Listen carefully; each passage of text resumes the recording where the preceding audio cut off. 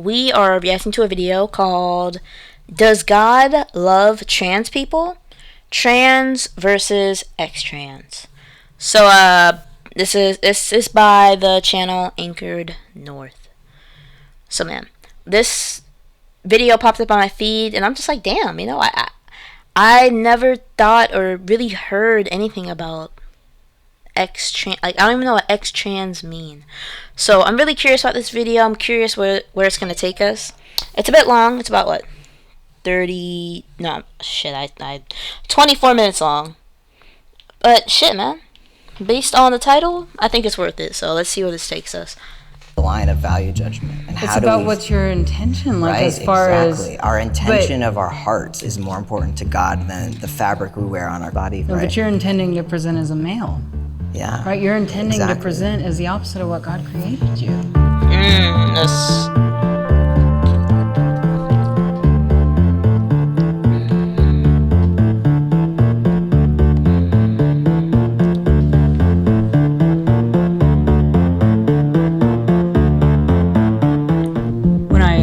Into the transgender lifestyle, I couldn't have told you anything from childhood that affected me or made me feel that way. I'm assuming this is X-trans. But looking back on it now, I can see that there were some factors that really led me to think that way very early in life. I had a very difficult relationship with my mom, and I don't blame her at all.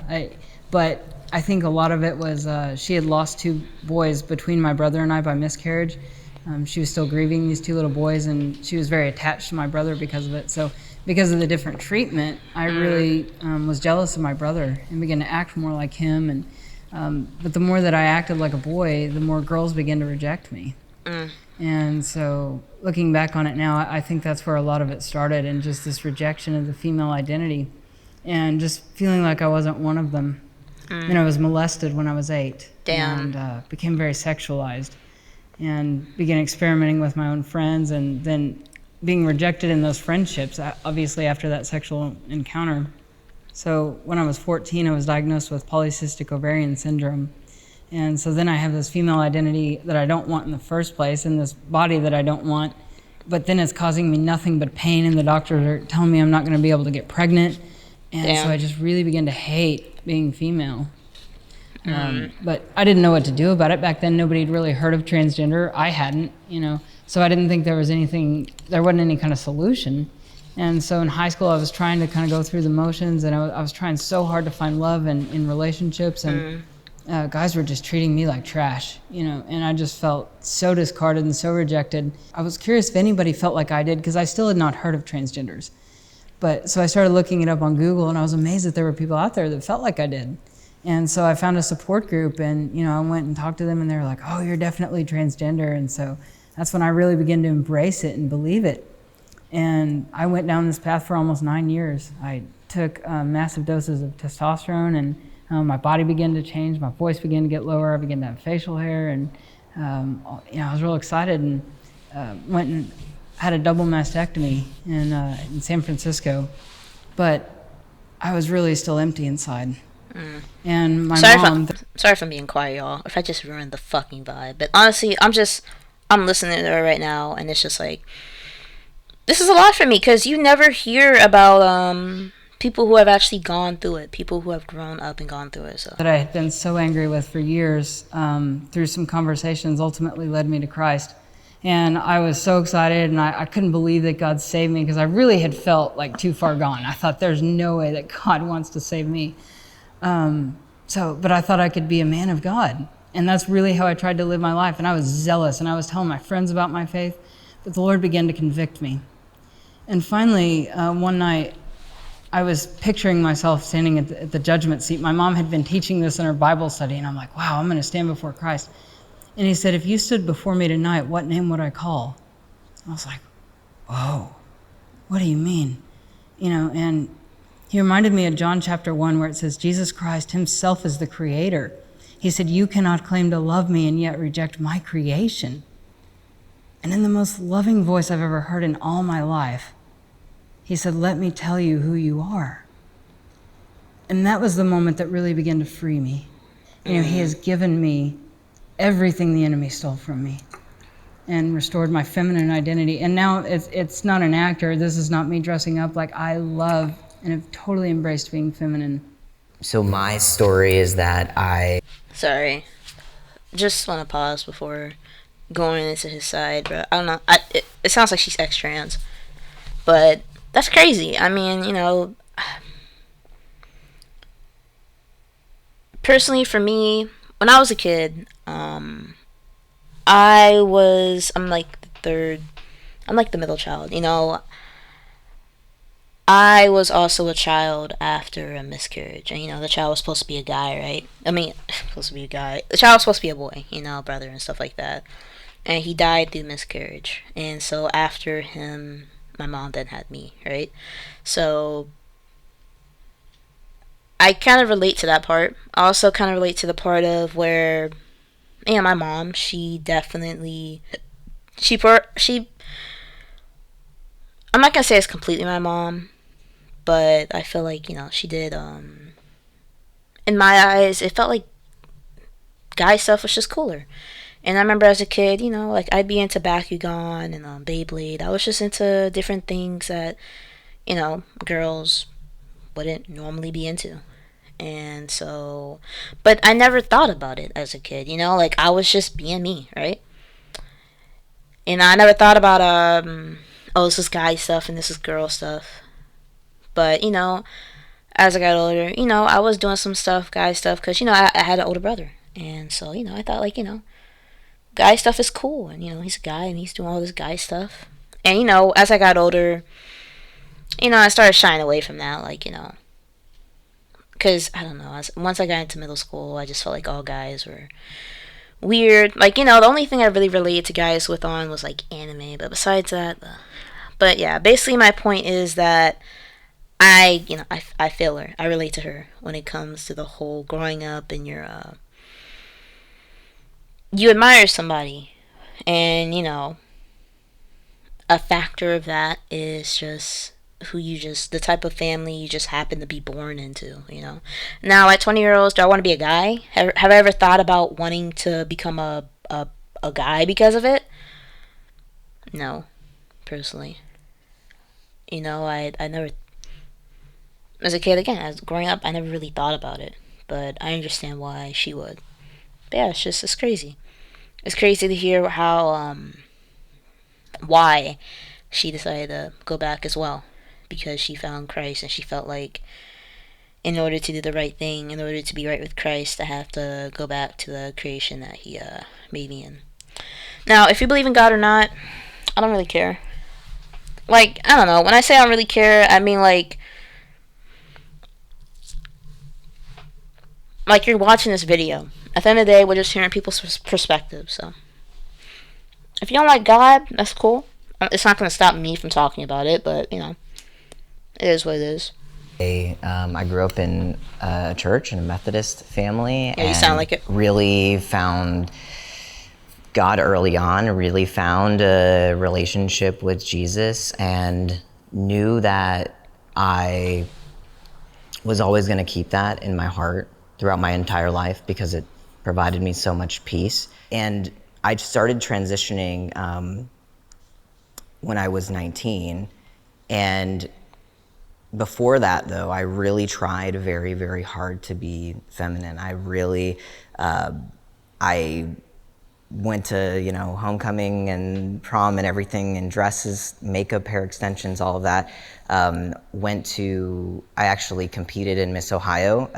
It was that extent of, I'm going to actually try so hard to prove to everybody else, to like a competitive level, that like I am a woman and that I'm not masculine, because I actually didn't want to be seen as masculine. Anybody that would sense that kind of inner masculinity that I felt deep down, they would, I didn't want to be made fun of for that. Yeah, I relate to that too. Like when I got older, because again, I did a lot of things that guys would do. Like I was just into just stuff that guys were into. And now that I'm older, I look at that stuff and it's slow to me. Like because I'm into a certain cartoon show or I'm into Beyblade or Bakugan, it means that you're this way or that way. I think that as a society, that's just, I don't know, bro. That's just crazy to me because, and thankfully, bro, thankfully I was born a girl, right? So thankfully, girls, we got that freedom to be a tomboy, basically. We got the freedom to, to have it both ways and still be alright. But for guys, bruh, that shit don't happen, bruh. As a guy, you can't be into girl shit, so shit, I lucked up, bruh. But but no, I feel him on that. As a kid, you get teased for that, for being different, basically, for being anything but what society expects you to be. You get bullied for it.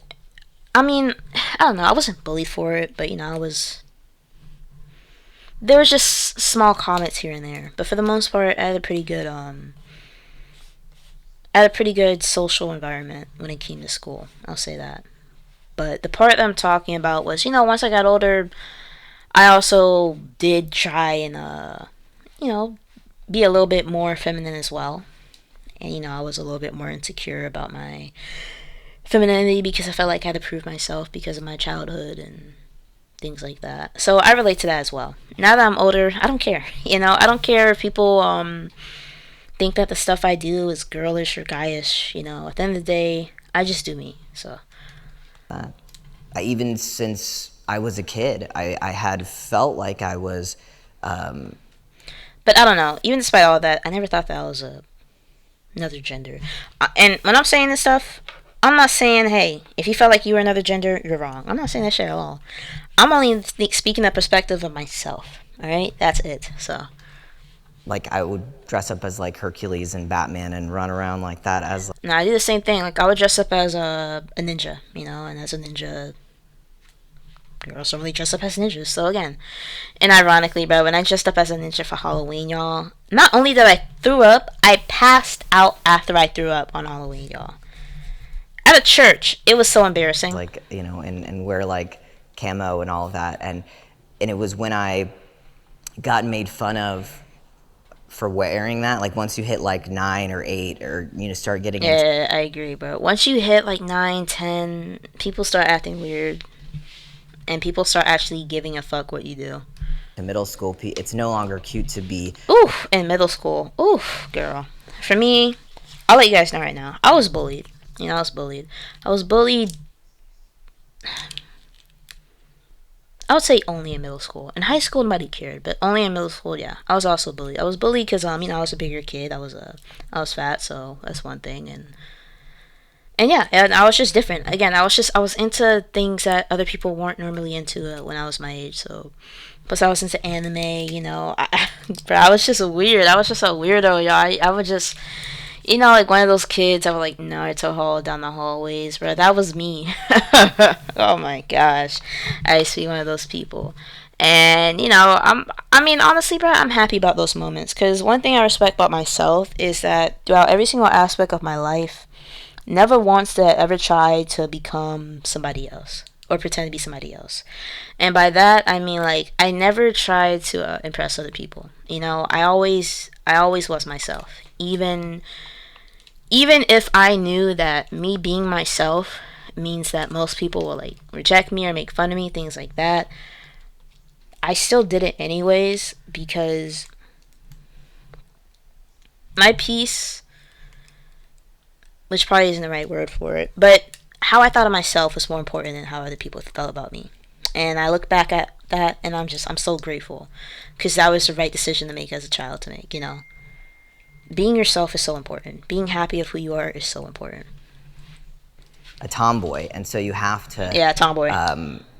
You get praised for wearing pink. You get praised as a girl for acting really feminine, and so I really pivoted and said, I'm not gonna wear boys' clothes anymore. I'm going to try to be a woman. I'm going to really seek that external validation from everybody else, and that's why I ended up doing Miss Ohio. And when I was 19, I did the same thing. I got down on my knees after that pageant that I did, and I felt like for months, as much as I prayed, that I was either gonna transition, or I thought it would be a greater honor to God to end my life. And really, when I called my grandma, who is so loving and is so involved in the church, and she said all God cares about is you be a good person, and I, like, it was like a weight lifted off my heart that like I could transition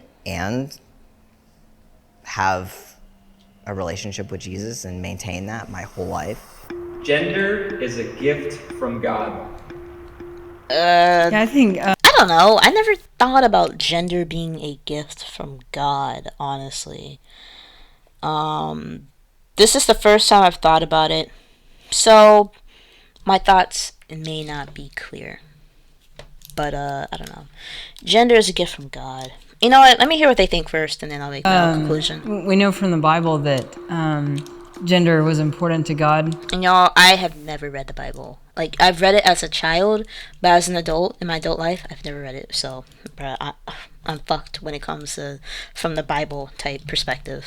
In the beginning, we know that He created us in His image, but the very first thing spoken about mankind is that He made them male and female.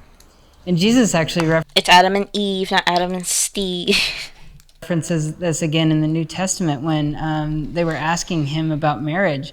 And He said, "Have you not heard that from the beginning He made them male and female?" And there are aspects of our gender that God has given us to complement one another. He intended male and female to come together and to complement each other and to really display the glory of God. When man and woman comes together in the covenant of marriage, it's a picture of the gospel, of man being reconciled to God. And I think it's such a beautiful thing.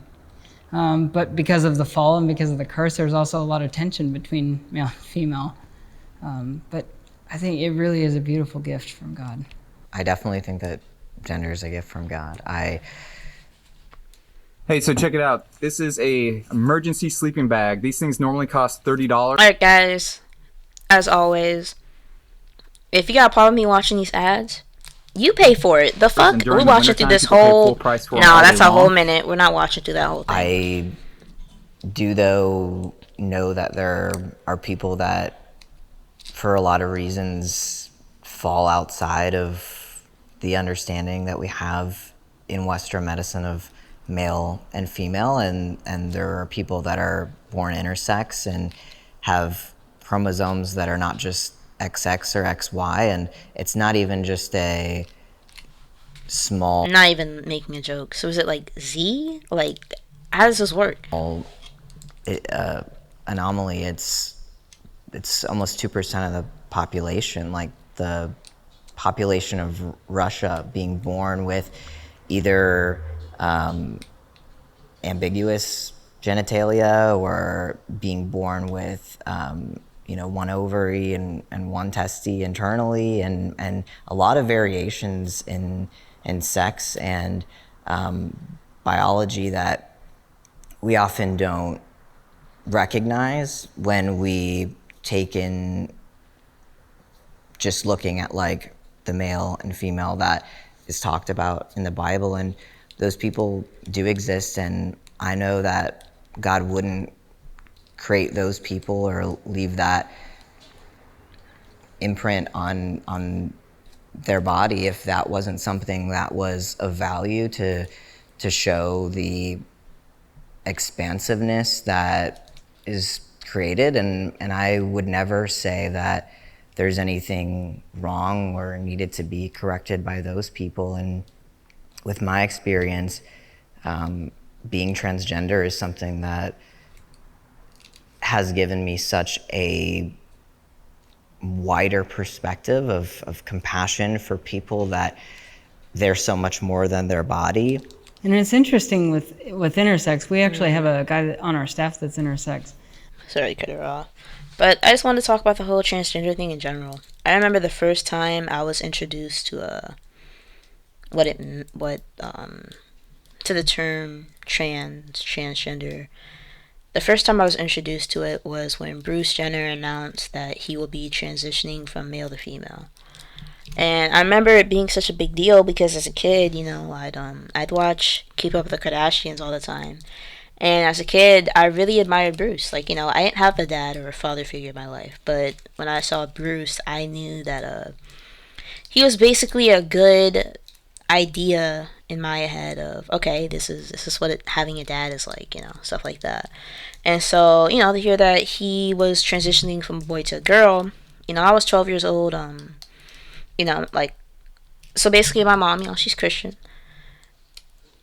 and I'm a Negro, right? So basically, when it comes to like being black and stuff like that, most folks they don't really fuck with stuff like that. And so when the situation came up, I remember my mom's reaction to it, and she was like, it's disgusting, shit like that. And so that was basically my reaction as well. There was a time when I was like 12 or 13, and I just thought that they were weirdos because that's how my mom thought. But it was only until I went to high school, about a year or two later, that there's this guy, John. I went to middle school with him. He was in all my class, not all my classes, but he was in a few of my classes. And John, I remember John being such a quiet kid. John, he was quiet, he was shy, as was I. And we were sort of friends. Like we didn't hang out after school type of friends, but we were cool. And so I remember high school is when he came out as gay, right? But not only as gay, but he also came out as a trans, stuff like that. And once he did, bro, John was like one of the most popular people in the school, bro. John was cool as fuck, bro. John went from I don't know what the name he chose, whatever. I don't even know if he fully transitioned or whatever. But I just remember once he fully accepted who he was, bro, he was one of the coolest people you'd ever meet, bro. He was funny as hell. And he's not dead, so I don't know why I'm saying was. I'm saying was because I used to know him, but not anymore. But my whole point is that when I was a kid, bro, I because of the parent I had, I just thought that trans people were just weirdos. But once I got to know the person, it's like it's like what he said or what she said. Once you get behind this whole gender identity thing, you realize that there really is a lot more to people than just simple shit like a gender or your race or where you're born, where you come from, things like that. People are a lot more than that, and that's what makes people special, I feel like. And so yeah, and so now for me, I don't really care. But there was a time in my life where I thought that the transgender people, or even just being gay, I thought it was I don't know. Again, I never felt one way or the other about it. But I whenever it was in front of my mom, I was like, oh, that's gross. But personally to myself, I was like, who really cares? I right now at 19, 20, like all I really care about is if that person is being themselves. That's all that really matters to me. And I say this and I admit that, there was a point in time when I didn't have the same mindset. It's because I also want to let people know that people grow and change. That is real, okay? We are not cartoon people. I'm sure that there are certain things or certain opinions or certain stances you had as a kid that when you got older, you thought, I don't know about that. And if you didn't, good for you. But again, nobody is perfect. So, but yeah. I respect it. He has never identified as anything other than male. Biologists are even saying now that even though there are intersex people, it is still, there's a corruption in the XX or the XY, but there are still only male or female. There's no third gender just because one has, like you give an example of one testy and one ovary or something that's been corrupted in the body, but there's still no third or fourth or fifth. There's no other gender. Something has gone wrong because That's an interesting stance she just made. She said that like yeah, they do have both gender. Like basically yeah. Here's what I think she's saying. Yeah, some people are born with two genders. I mean, with two genitals. one genital, one ovary.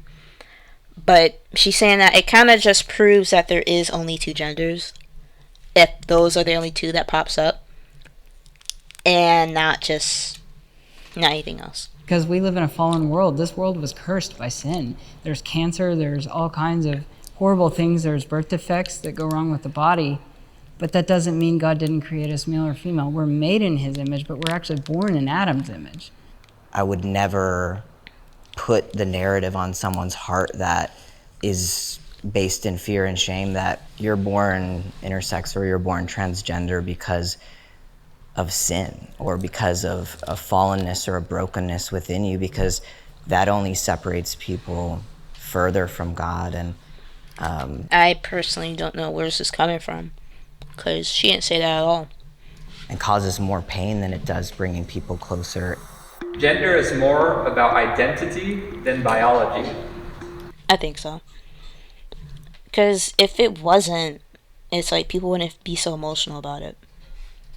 It's interesting. I was actually thinking about this the other day, and I felt like the Lord asked me a question. And he said, where does identity come from? And so I started thinking about identity really comes from the owner. For example, let's say a mother takes a little baby to a store, and he finds a full body costume, like a Winnie the Pooh costume with the head and the feet and everything. And so she can't see the child. And if there's a bunch of other kids in the store, it may take her a long time to find her child, even though she knows what her child looks like. And even if she finally finds them, the mother's not going to leave that child in the costume forever, because she loves the face that she identifies with. She knows that face. It's God that created us. It's him that gave us the identity. And that relationship is so much more profound when we identify the way that he created us. For me, this really was about, if I recreate myself, if I give myself my own identity, I'm glorifying myself. But if we align ourselves with the way God created us, now we're glorifying God. And that's really what this life is all about, glorifying God. That's what we were created for. So our ultimate purpose, we were created to glorify God, but we do, part of how we do that, I think, is in aligning with how God created us. We as humans place more value on the body than God does. And if we need to change, in order to, why I even transitioned is because I wanted to show up more fully. Here's the question. Does transitioning yourself even make you another gender in the first place?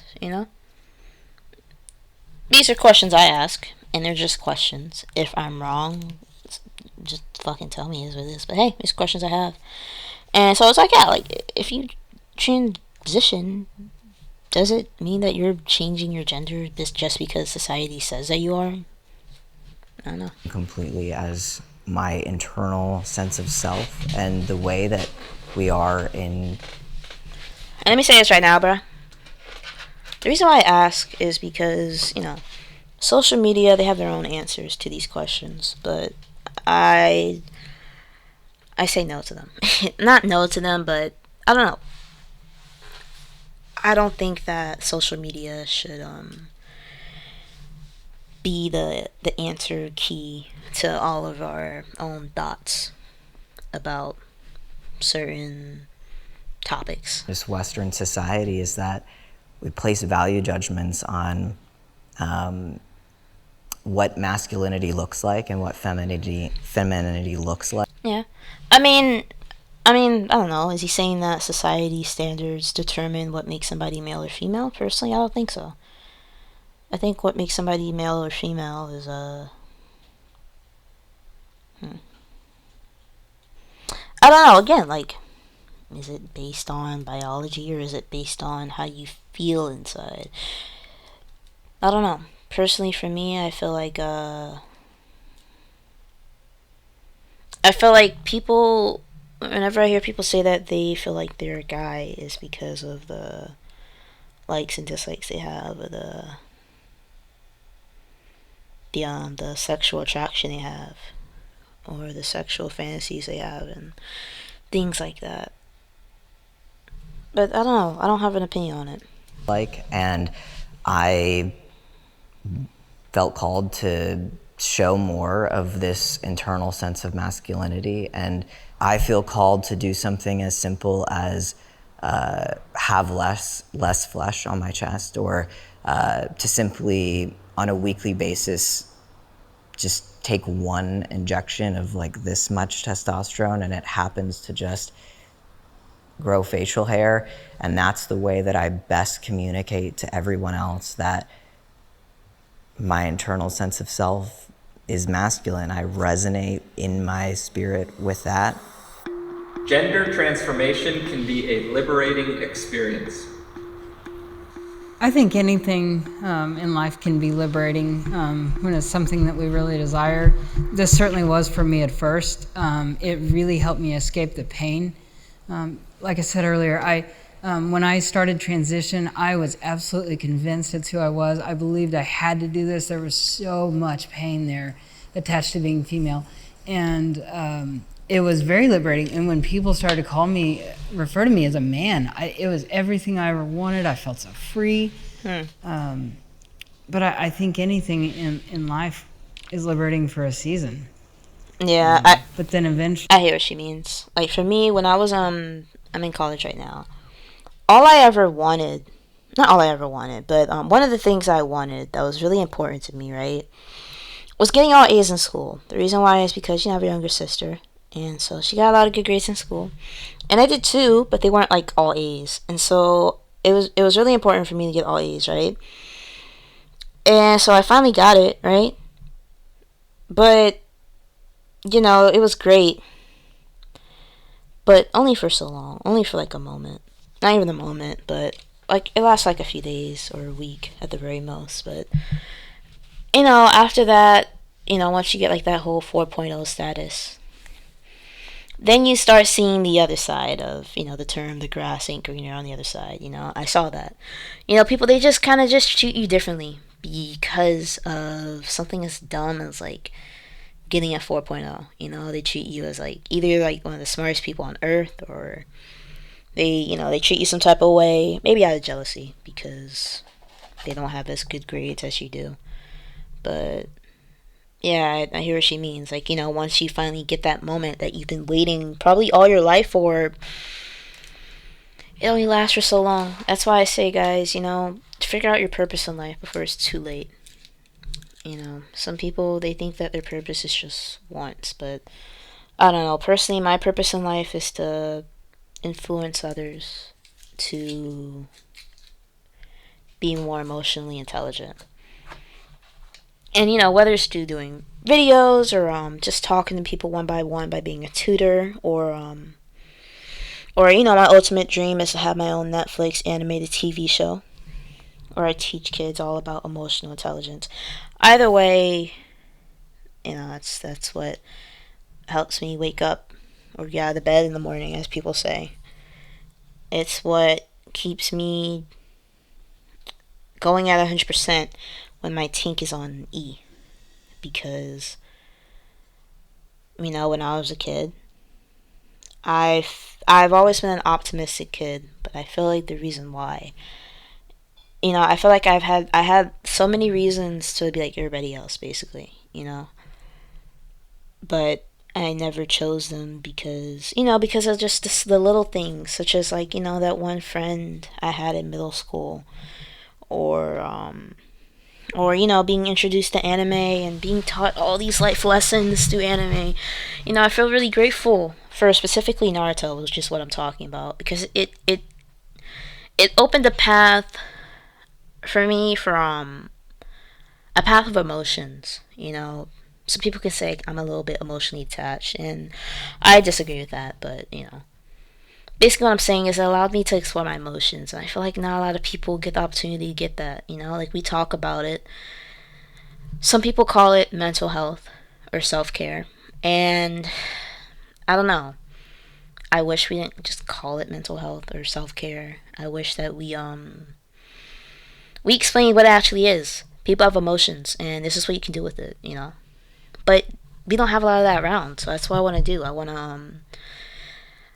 I want to open that door, open that path, because I feel like if people learn how to be more emotionally solid, then we can have a way better, maybe not society, but way better relationships with one another. Because at the end of the day, that's what truly matters. Our relationship with not only other people that we care about, but also ourselves. Actually, when reality sets in, like we talked about earlier, and you realize that this is not everything it's promised to be, you know, and I realized that I really couldn't be a man. And over time, I found myself becoming a slave to that identity. And I felt like I had to keep it up all the time. And I began to be afraid sometimes if people found out. And I was always wondering if people knew the truth, you know, or did they believe me? And so it became a bit of a prison cell after a while, even though I still liked the identity at the time. But it was also, it wasn't as freeing as I thought it would be. It definitely is the reason why people seek it out, is because they're seeking liberation from how they feel.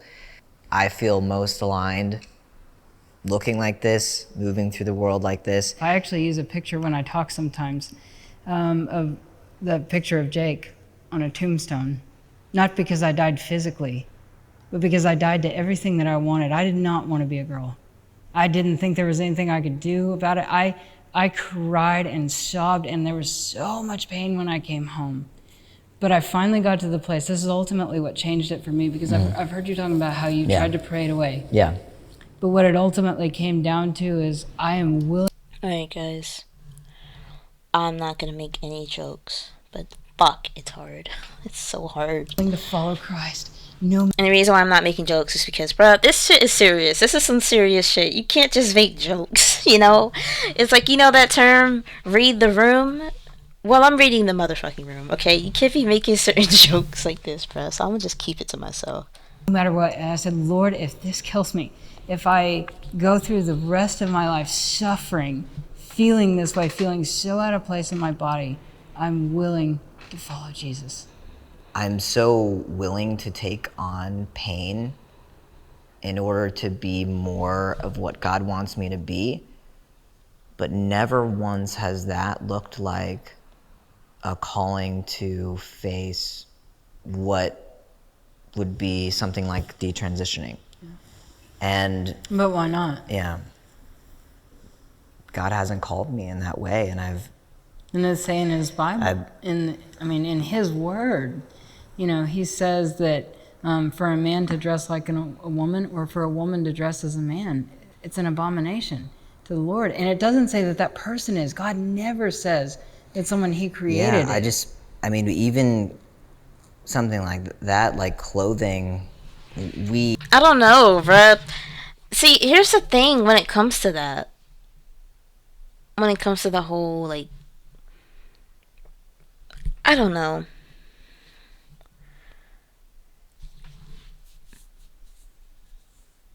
Basically, what I'm saying is, I think it's crazy, and I haven't read the Bible, so I don't know exactly what they mean or what he's saying. You know, because I do believe in God, and I am a Christian and things like that, despite not reading the Bible. Hilarious enough. But fuck it, y'all. I'm 20. Give me a break. Fuck. I will read it one day. I swear. I swear to you I will. You know, I've watched YouTube videos. You know, my Discord channel already knows.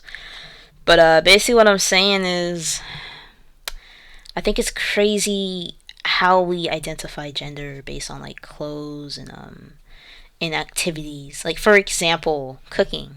You know, we relate cooking to femininity, when the most famous chefs out there are all dudes, you know? Or even makeup, bruh. When you think of makeup, when you think of the most popular makeup gurus, they're all dudes, you know, they're all guys. There's nothing wrong with that. I'm not saying that, but my point is that when it comes to gender identity and the things that we identify gender with, I just think it's crazy. Like, it could be shit such as, like, the length of your hair. Like, short hair, you know, just short hair means that it's femininity or masculine. Like, even me, I people say that I have a lot of like masculine energy and stuff like that because I'm pretty assertive and I know what I want, things like that. And it's crazy how just simple traits like that align with being a guy or being a girl. I just think it's crazy how as a society, it's like they're micromanaging people in a way. I don't know. It's weird to me because it's like, what if society's roles were reversed? In the Bible, it says that. It's like, again, I haven't read the Bible, so it's like, I'm gonna have to read it for myself to know the answer. But I'm just saying this question out loud.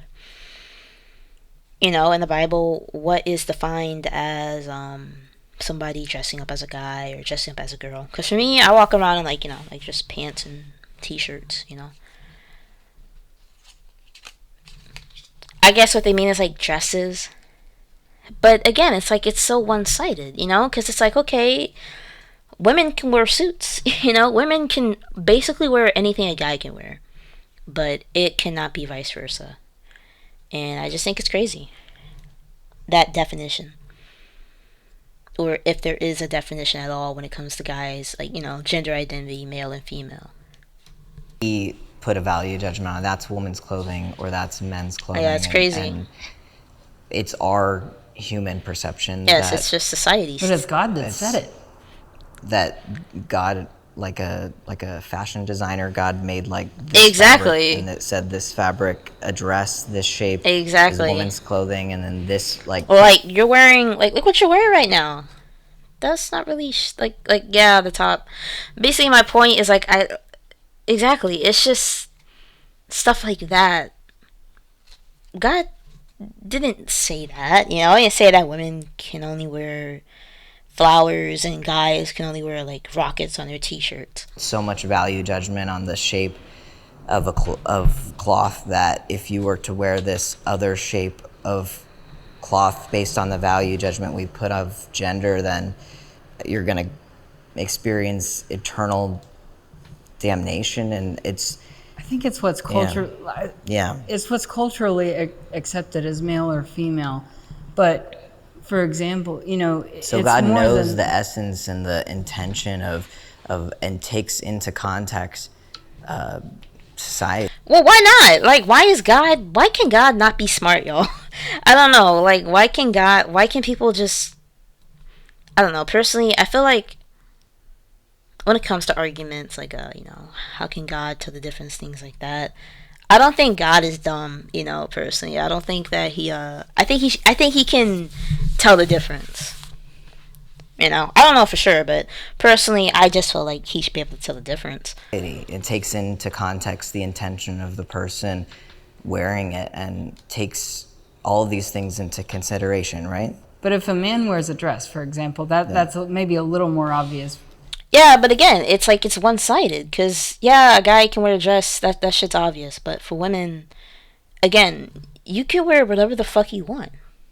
Because in our culture, women wear pants, but they still look different. But if a man wears a dress... Why have we moved into a place where it is acceptable for women to wear pants? Exactly.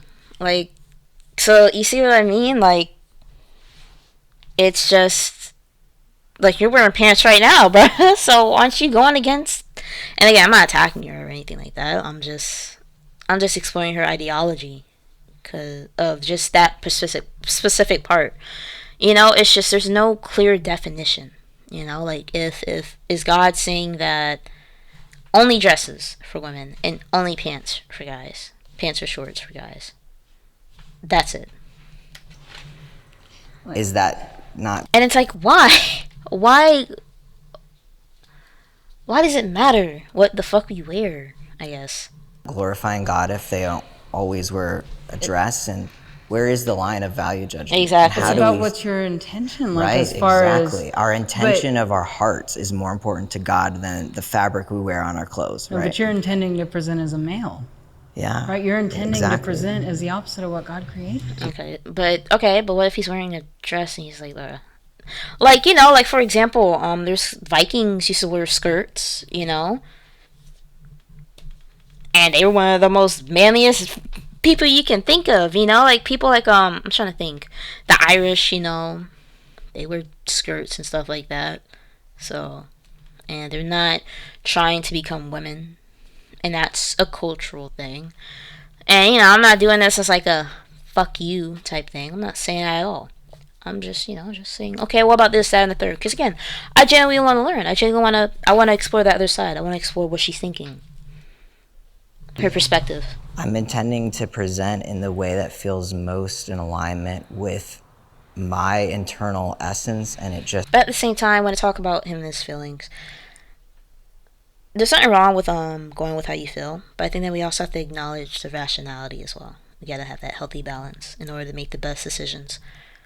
Like, imagine, like, think about all the times you've been mad, right? And think of all the dumbass decisions you've made because you were mad. It's saying with this, Just happens to, without any value judgment of negative or positive or fear or judgment or anything like that, it just happens to resonate more with masculinity. But our truth cannot be based on feelings. Like, even things that God has spoken to me, if they don't line up with the word is always what we go back to. It's our But the word is up to, like, interpretation. only source of truth. But I get some people just look at it as is. Others use common sense. That's where shit gets blurry. What's one final thought you want to leave with the person sitting across from you? Okay. There's been so much love in what you've said, and I've resonated so deeply with it, and I love talking about Christ. And Why would you guys be against each other? Well, I mean, I guess maybe it's because as an ex-trans, she's basically saying, look, bruh, y'all are wrong. Or y'all were wrong. Like, I've been down your path and it didn't work out. And so I'm saying, don't do it type stuff, maybe. there hasn't been anything that you've said that's made me feel like that's the next right step in the way for me to serve God. And I haven't heard anything that anyone up until this point has said that would make me feel like that's gonna glorify God more. And I'm so open and curious. Like I'm your most I'm like your ideal audience for this message, and because I have such a willingness, and I just have to trust the internal compass and the kind of like. Alright, basically saying this, look, bruh, I hear you, but I'ma still do what the fuck I want to do, bruh. Like, I hear your 2 cents, but it's not making logical sense to me. So I'm gonna just take it. I'm gonna just put it in my notes app, and I'm gonna just move on. Hey, me and you, God, like, what do you want me to do next? And it's to have conversations like this, and it's to continue to be loving and kind and serve, and it's continue to be open and curious and loving to hear and have compassionate communication with people that are in faith with God, just as I am. That's what what I've been called to do, and I love Jesus just as much as you do, and I have a lot of appreciation for you. Thank you. And, I have a lot of appreciation for you too, coming here. Thank you for being willing to come and talk Yeah, it's about this. brave. And, I hear the passion and the love you have for other people.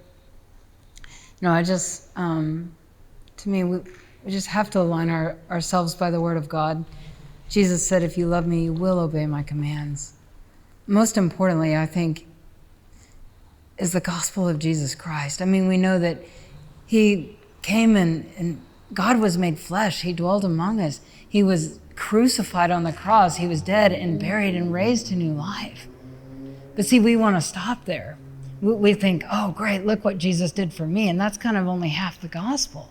We know that God himself, because we could never earn enough favor with God through our own external works. We could not work our way to God. But God himself entered his own creation. He came, he crucified himself on a cross, on a tree that he made. If you think about the wood, came from a tree that he made himself, allowed him to be nailed to it. It was dead and buried and raised to new life. But we often want to stop there and we think, it's great what Jesus did for me. Now I'll go on and live my own however I want. But Paul says, "What shall we say then? Shall we continue in sin so that grace may increase? May it never be. How shall we that died to sin live any longer in it? Or do you not know that all of us that were baptized into Christ Jesus were baptized into his death? Therefore, we have been buried with him through baptism, so that as Christ was raised from the dead through the glory of the Father, we too shall also walk in newness of life. For if we have been united with him in the likeness of his death, certainly we shall be in the likeness of his resurrection, knowing this, that our old self was crucified with him in order that the body of sin might be done away with, so that we would no longer be slaves to sin." And so that's kind of the rest of the gospel that we so often don't hear, is that Christ calls us to completely die to self, to be willing to abandon it all. And so that's when it's back to what I said in the very beginning, when Christ asked me, I was down in this deep, dark pit I couldn't get out of. And it's not because I hated being transgender. I realized it would never be real, but I did not want to be a girl. I was reading his word day in and day out and consumed by the word of God because I knew it was the truth. His word is alive. And he said his word will never pass away. So as the conviction came on me stronger and stronger because of the faith that was being built by the word of God, that's when I saw myself in the dark pit I couldn't get out of. I knew he was my only way out. So basically, she was probably depressed, and she felt like the only way out was once she started connecting with God. She felt like she saw the truth, but in order to fully commit to it, she had to let go of all of her wants and needs and align with what she felt like was the right thing to do. What she felt like was the right thing to do. And I walked away from it all. If you ever feel offended by my opinions or how I view things, fuck off. Like, seriously, fuck off. I am open for conversation, but I will never be open to people being offended. So, yeah. Y'all can keep your emotions and y'all can cry me a river. By faith in Christ, that he would one day set me free. But even if he didn't, even if I struggled with those feelings the rest of my life, it was enough to follow Christ. All right. That's a wrap. What's up? All right, y'all. So, man, that was a lot. So, yeah, again, the reason why I went to this video is because I was just open. I was like, shit. I apologize for that. But, yeah, I was like, shit, you know, I've never seen this kind of conversation before. So I was just really interested in seeing what they would say. And this was just crazy. So I hope you liked today's video. If you didn't like it, okay. I mean, if you didn't like it, you know, say what the fuck. Say why. You know, at the end of the day, this whole thing is just about being able to not only tell each other our opinions, but also think about why. You know, I want y'all to think. So fucking think. Think about what the fuck you want to say and say in the comments below. If you liked it, give us a thumbs up. If you don't, give it a thumbs down. I mean, I care, but, you know, I'm not here for that. I'm not here to be liked. I'm here to just, you know, just do whatever the fuck I want to do. But anyways, guys, hope you have a great day or night. Bye.